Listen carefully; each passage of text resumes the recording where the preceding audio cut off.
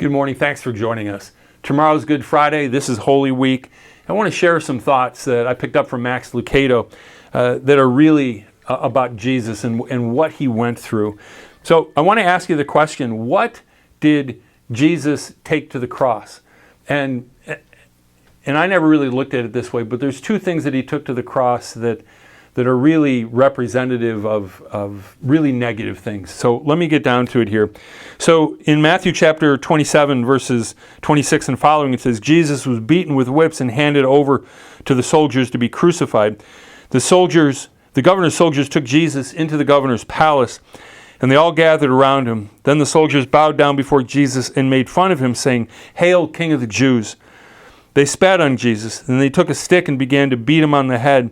And after they'd finished, the soldiers took off their robe and put his own clothes on him again. Then they led him away to be crucified. But it also says this, they took off us, using thorny branches, they made a crown and put it on his head and stuck a stick in his right hand. The stick they took away. But so let's take a look at this. What did the soldiers have to do? Well, they were ordered to beat him. They were. And it was their job to take him to Golgotha, the Nazarene. They were paid to do it. It was their job to take him there and kill him. But they did two other things. They spat on him. That wasn't in the orders. I mean, why would you do it? I mean, all the pain that he's going through. I mean, that's not going to hurt him, would it? No, it's not going to hurt him physically, but psychologically. They're saying you're less than nothing. They pretended like they worshipped him. It's horrific.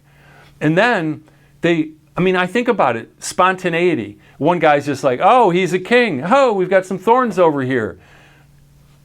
And now, 2,000 years later, everybody knows that Jesus, the King of the Jews, had a crown of thorns. The irony of that is beyond compare. But what does the spit represent? It represents everything that's worst about humanity. And there's no record that Jesus wiped it off. There's no record that anybody else wiped it off. I mean, Simon from Cyrene, he helped him carry the cross, but he took our spit to the cross. He took what was worst of us to the cross.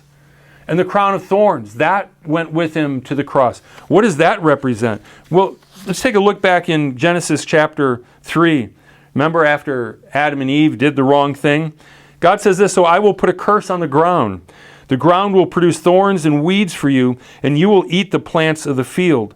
But he's saying it's not going to be easy. It's going to be difficult. And as one poet put it seemed that thorns and thistles were the only crop his struggles ever would produce for him. But Jesus took our spit. He took a crown of thorns that represented, it was symbolic of our sinfulness. He took that to the cross. The only clothing he had, he didn't even have a backpack. He only had the clothes on his back, and they gambled for those, as the prophet foretold. Do you know, I find things that every year that I didn't find before. It says in Isaiah chapter 50, verse 6, prophesying about Jesus, "I did not hide my face from mocking and spitting." He took it upon himself. He absorbed our darkness and took it to the cross. He did it for you, and he did it for me. And then he poured out his blood. I finished the message a week ago with this. He watched his blood flow into the earth, the same dust from where we were made. He took our sin to the cross. He died for our sin. And then his blood that atones our sin covers the dirt and the darkness that we were made from. You have a Savior who loves you. Respond to him this week. Let him know how you feel about him. It would mean the world to him. God bless you. Have a great day.